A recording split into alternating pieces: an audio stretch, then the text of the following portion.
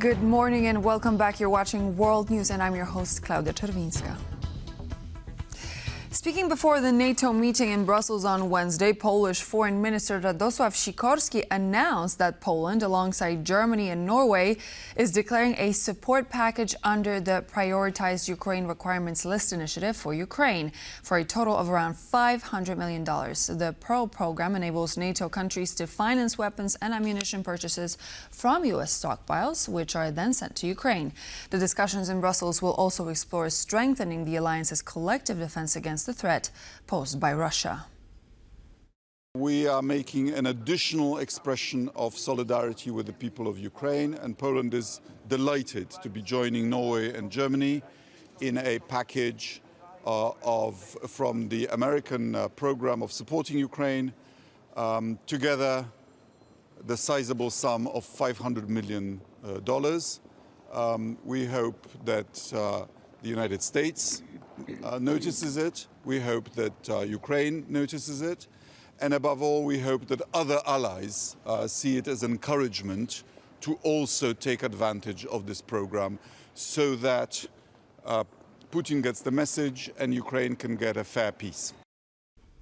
NATO Secretary General Mark Rutte has also spoken out ahead of the meeting, reiterating on the recent developments around the Ukraine-Russia peace talks, saying that it's important that the discussions are taking place at all. Here's more on what he had to say on the doorstep.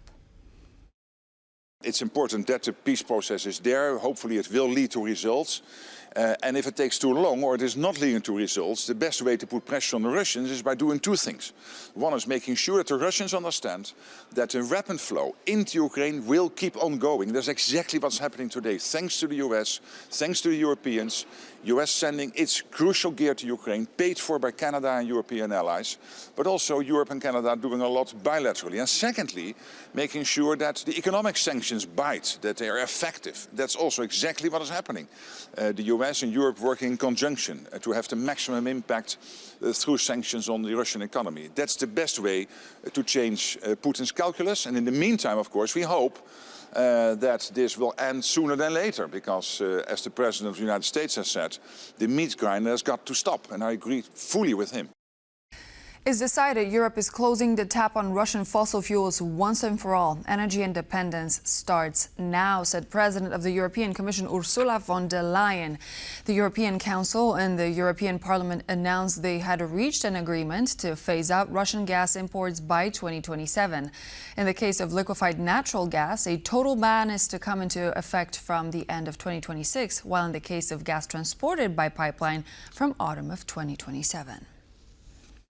Last night, we reached a provisional agreement on the Commission's proposal to fully phase out Russian fossil fuels.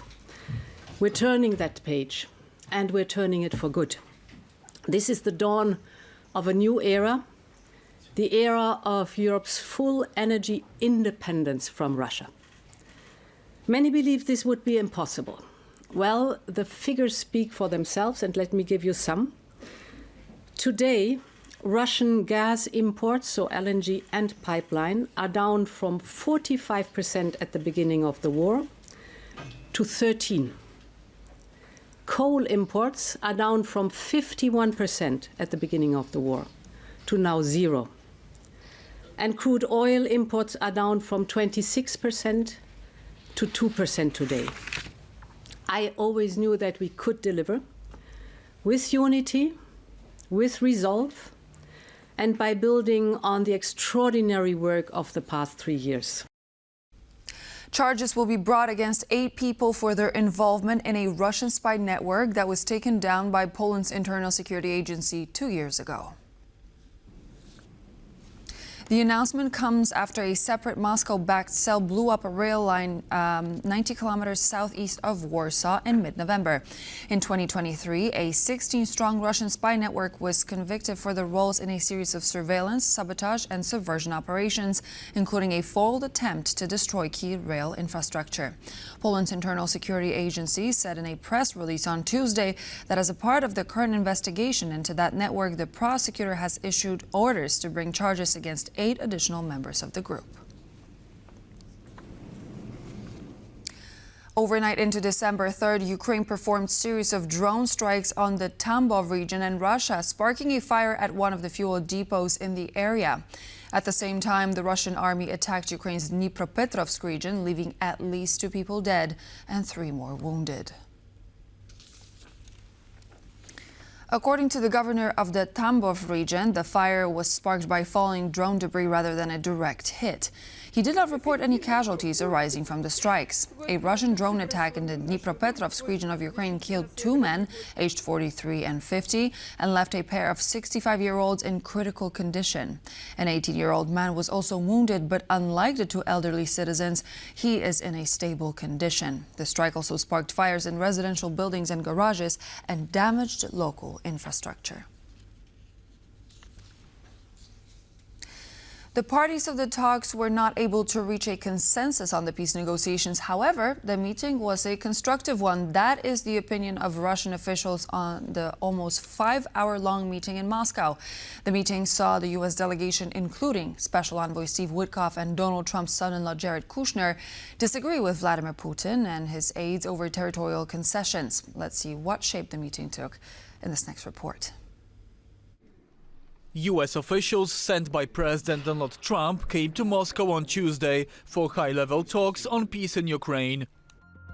The U.S. delegation, consisting of 2 of Trump's trusted advisors, Special Envoy Steve Witkoff and Trump's son-in-law Jared Kushner. The meeting starting with an exchange of pleasantries about the Russian capital. You've had a walk around the city. Yes, it's a magnificent city. But any hopes for Russia accepting a revised peace plan got dashed even before the meeting began. The Europeans put forward demands that are absolutely unacceptable for Russia, and they know it. The goal is to later blame Russia for the end of the peace process. The original 28-point peace plan, which included major territorial concessions by Ukraine, has since been negotiated down by Kyiv and its European partners.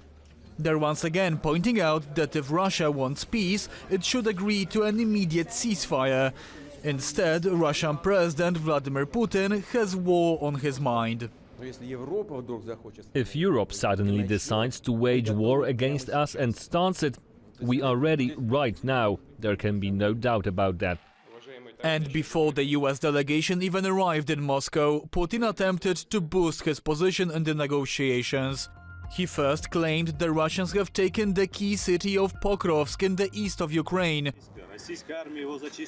But while this footage released by Russia shows its soldiers in the city's center, Ukraine denies the entire town has fallen to the invaders. And analysts back this up. There are Ukrainian forces in the city, there are Russian forces in the city, they are fighting. If you look at just the Ukrainian sources, there is a lot of evidence that the Russians are taking very severe casualties. Also on Tuesday, Russian Foreign Minister Sergei Lavrov hosted his Chinese counterpart Wang Yi in the Russian capital. I know that today is a busy, tense and significant day for Russia, yet today you still found time to meet with me. This is precisely a testament to the high level of our mutual trust and cooperation. A show of close partnership between the 2 superpowers on the very same day the US delegation arrived for the talks on Ukraine. Telling the Americans, look, we can always go to the Chinese. They'll work with us. Or Vladimir Putin saying, we have taken Pokrovsk and Donetsk after, I must remind you, a 17-month offensive to try to take a single town. Of course it's PR. With little to none diplomatic experience between Witkoff and Kushner, the pair recently emerged as more business-oriented when it comes to bringing peace to Ukraine. When they make deals, they're not deals in the traditional sense of this mistaken label that's being used, a peace plan. They're not like diplomatic settlements. They're not like conflict resolution. They are deals to try to make money. Steve Witkoff was even caught on tape in mid-October, advising the Russians on how to flatter Trump to get him on board a peace deal benefiting both Moscow and Washington, not Kyiv. This has made Ukraine especially skeptical before the talks in Russia. is no expectation by anybody that there might be that Russia might make major concessions or even minor ones. While Russia is putting the blame on Ukraine and Europe for standing in the way of peace, Putin himself hasn't agreed to any proposal yet, even the original 28-point plan laid out by the US. For TVP World, I'm Kazimierz Łysiak. While on Fox News' Hannity, U.S. Secretary of State Marco Rubio expressed optimism that peace could be reached between Russia and Ukraine. At the same time, the American official admitted that although progress has been made, a peace deal is still far away. Putin a couple weeks ago said, it may take long, we are going to achieve our objectives. It may cost more and take longer than we wanted to, but we will get it done. And so I actually think that's their mentality. And what we're trying to see is it possible to end the war in a way that protects Ukraine's future. That both sides could agree to. That's what we're trying to find out. And I think we've made some progress, but we're not there yet. How confident are you? Last question. It's hard to tell about confidence level on it because ultimately, you know, the decisions have to be made in the case of Russia by Putin alone, not his advisors. Only Putin can end this war on the Russian side. The Security Service of Ukraine has detained a British citizen, Ross David Cutmore, on suspicion of working for Russian intelligence. Cutmore arrived in Ukraine in early 2024 to train Ukrainian soldiers in the use of firearms and tactical skills. According to Ukrainian counterintelligence, several months later, he left his job and reached out to Russian intelligence services in an offer of collaboration. According to Ukraine's security service, a Russian handler tasked the suspect with collecting intel about other foreign military trainers. He was also tasked with passing on coordinates of Ukrainian training centers. Additionally, Cutmore was also reportedly given instructions on building improvised explosive devices at the location of a weapons cache, from which he retrieved one sidearm and ammunition. According to the investigators, Cutmore was passing information on Ukraine's military to Russia and plotting unspecified terrorist attacks. The suspect is in custody and, if proven guilty, will face up to 12 years in prison. Finnish, Swedish and British forces are training together in northern Finland to prepare for Arctic conditions and rising regional tensions. The Lapland Steel 25 exercises mark a new phase in Nordic integration under NATO as troops prepare for both defense and deterrence in Europe's far north. Zuzanna Jurek reports.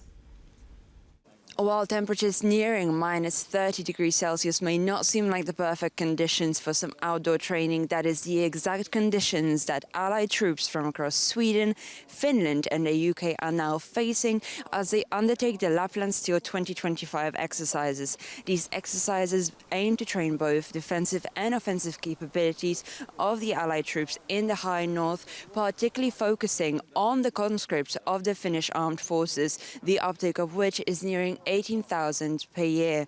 Now, we've asked some of the participating forces, particularly from Sweden, as to what the main goals of these exercises are, and this is what they had to say on the subject matter. This is my first practice, and right now I'm just learning how to drive and drive with the troops around us. One could say that it's a particular adversary, but we're practicing both towards our own defense agreement between the countries and the NATO alliance. Now, whilst these exercises may undertake very specific purposes, they key focus, the overarching focus, is to prepare for potential clashes with the adversary, and that is, assumingly, the Kremlin and the Minsk regimes. These exercises come as the war in Ukraine continues into its fourth year, additionally to the Arctic region becoming a hotbed for alleged Russian activity as Russia seeks to expand its scope and its reach towards these northern regions. From Lapland for TVP World, Zuzanna Jurek.